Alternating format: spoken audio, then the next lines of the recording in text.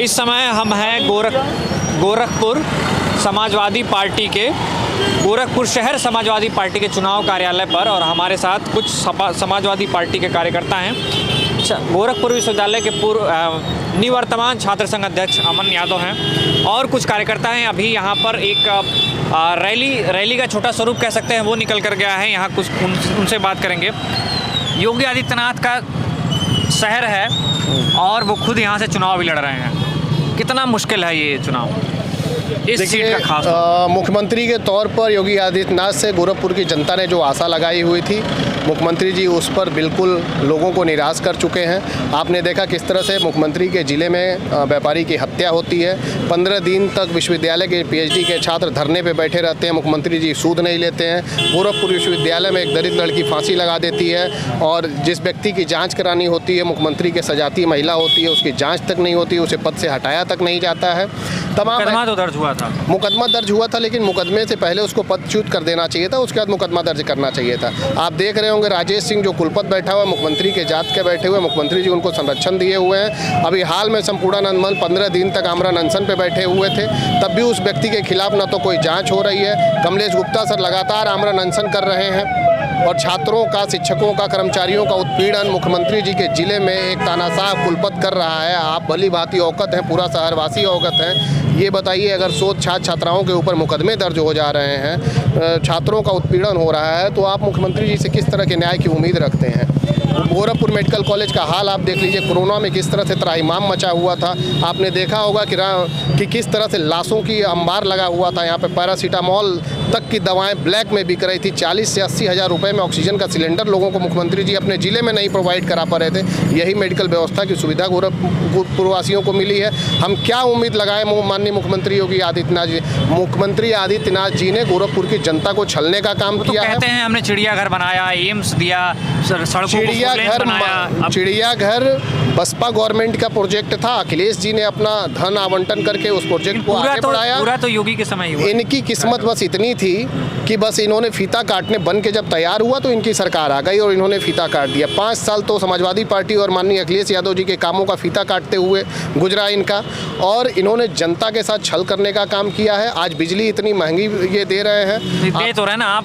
सपा सरकार में ये आरोप है कि बिजली एक हफ्ते दिन में आती थी, एक हफ्ते रात में। ग्रामीण आरोप लगाना तो बहुत है। आप बताइए कौन सा यूनिट इन्होंने स्थापित किया, कौन सा बिजली पावर हाउस स्टेशन इन्होंने बनाया? जो भी बनाए समाजवादी पार्टी की सरकार ने बनाया। आप ये बात कैसे समझाएंगे? जनता तो कह रही है ना, जनता कह रही है कि आप बिजली भरपूर आ रही है, तो कैसे समझाएंगे कि काम अखिलेश ने किया और फीता इन्होंने काटा? जनता तो वो देखती है ना कि देखिए जिसके समय काम पूरा हुआ। जनता ये समझ चुकी है कि 400 का सिलेंडर 1000 रुपए में हम खरीद रहे हैं। जिन लोग बच्चों को रोजगार मिलना चाहिए था, उन्हें लाठियों की बौछार मिल रही है। नौजवानों के ऊपर FIR दर्ज हो रहा है। वाली बात हमने जनता से जब हम कहते हैं तो कुछ लोग उसका तर्क इस तरह से देते हैं कि पहले 400 में मिलता था, लेकिन मिलता नहीं था, बहुत लंबा लाइन लगाना पड़ता था, अब मिल जाता है। देखिए, संसाधनों की उपलब्धता धीरे धीरे बढ़ाई जाती थी। एक समय तो गैस भी नहीं था, लेकिन तमाम सरकारों के प्रयास के बाद लोगों को लकड़ी से गैस तक लाया गया। गैस तक लाने के बाद आप बताइए कि आप एक तरफ से आप फ्री का वादा कर रहे हैं और दूसरी तरफ से आप उनसे 6 सब्सिडी ख़त्म कर करके 1000 रुपये में उसी चीज़ को बेच रहे हैं। तो किसी भी चीज़ की जब आप एक्स्ट्रा दाम दीजिएगा तो वो घर पे आकर उपलब्ध हो जाएगी। भाई, अब ब्लैक में पहले लोग 600 में खरीदते थे, आज आप लीगल रूप में वैध तरीके से आप 1000 रुपये में खरीद रहे हो। ब्लैक आप दीजिए 1000 रुपये में 2-2 सिलेंडर पहले घर पे आ जाता था, कहाँ लाइन लगनी पड़ती थी।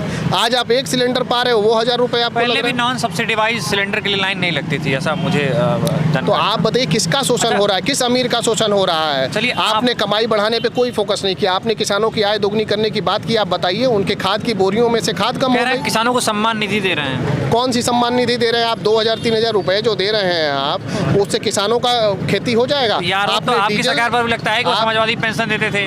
हमारी सरकार में सिंचाई का पैसा नहीं लगता था।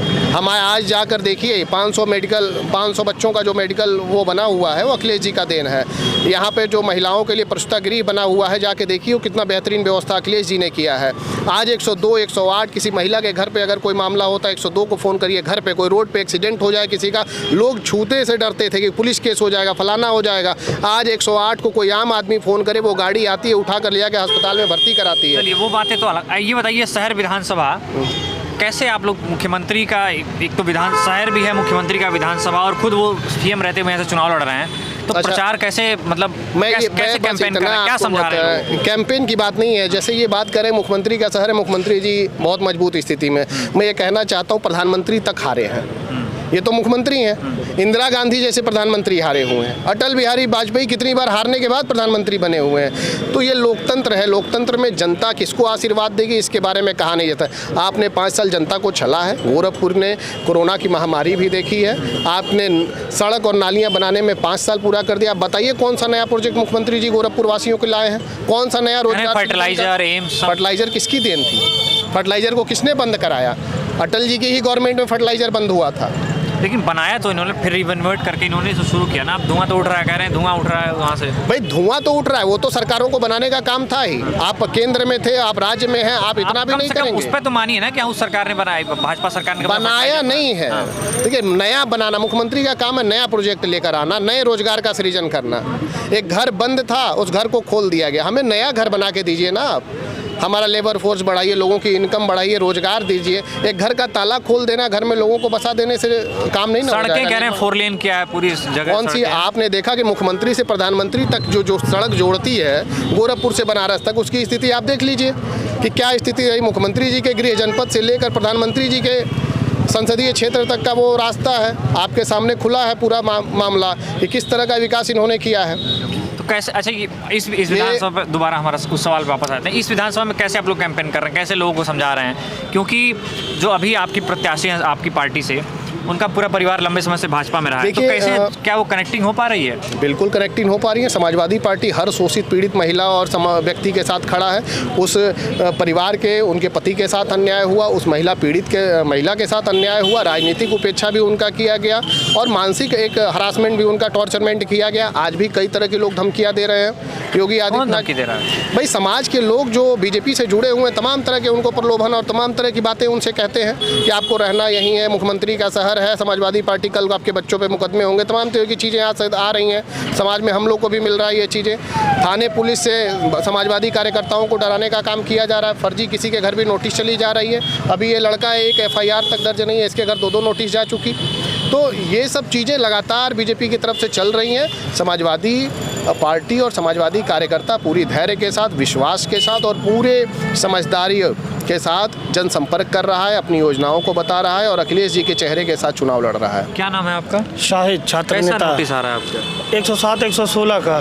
क्या मामला है? मामला यही था, हम लोग न्याय की मांग कर रहे थे। जो 14 दिन हम लोग आंदोलन पे बैठे थे उसके लिए नेट वाले जी नेट वाले में। अरे कई से मामले थे। सेकंड ईयर का रिजल्ट अरे गड़बड़ कर दिए, फर्स्ट ईयर का भी रिजल्ट गड़बड़ कर दिए, स्कॉलरशिप को लेकर स्कॉलरशिप भी नहीं आए। फिर 150 अध्यक्ष साहब, उसके लिए भी लड़ाई लड़े।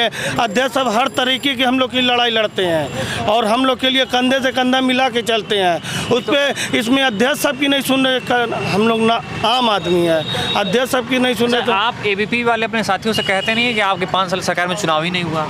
देखिए ABVP जो है वो अब उसको क्या किया जाए। ABVP कोई भी छात्र हितैषी संगठन है नहीं, वो एक पार्टी का पिछलग्गू है। उसके अंदर वो गट्स ही नहीं है, वो छात्र मुद्दों को लेकर उठाए। कभी आपने छात्र हितों पे संघर्ष करते हुए ABVP को नहीं सुना होगा। 5 साल उनकी सरकार थी। गोरखपुर विश्वविद्यालय का मैं छात्र संघ अध्यक्ष हूँ। एक समाजवादी पार्टी के ABVP के किसी भी कार्यकर्ता या किसी भी पदाधिकारी से आप पूछ लीजिएगा कि विश्वविद्यालय को 1 रुपया भी फंड मुख्यमंत्री जी ने दिया है कि नहीं दिया। अभी किसी दक्षिण भारत के किसी मामले को लेकर लोग प्रदर्शन कर रहे थे, तो उनके ऊपर आरोप लग रहे थे कि यहाँ हत्या हुई, तो उस पर देखिए वो एक तरह से एक बीजेपी पार्टी के वो एक तरह से एक विंग है। बीजेपी इस समय लगी हुई है पूरे देश में जहर बोने में, हिंदू मुसलमान करने में। उसी जहर को ये घर घर तक और नौजवानों के बीच फैलाने का काम करती है। ABVP संगठन का बस इतना ही रोल है।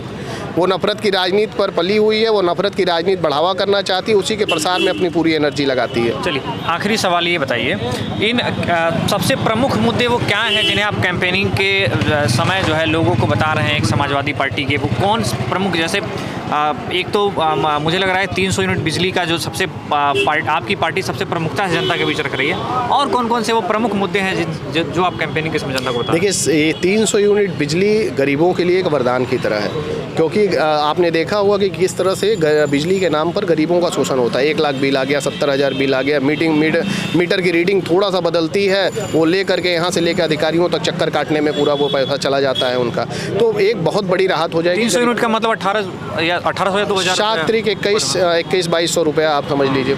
तो कम से कम 21-22 का एक आपको आर्थिक मदद हो गया। और दूसरा चीज़ है कि जो मेंटल हरासमेंट होता था कि हमको अब मीटर की रीडिंग बदल गई, ये बदल गई, दौड़ना, उससे आप मुक्ति मिले। 10 लाख नौजवानों को रोज़गार देने की बात अखिलेश यादव ने की है।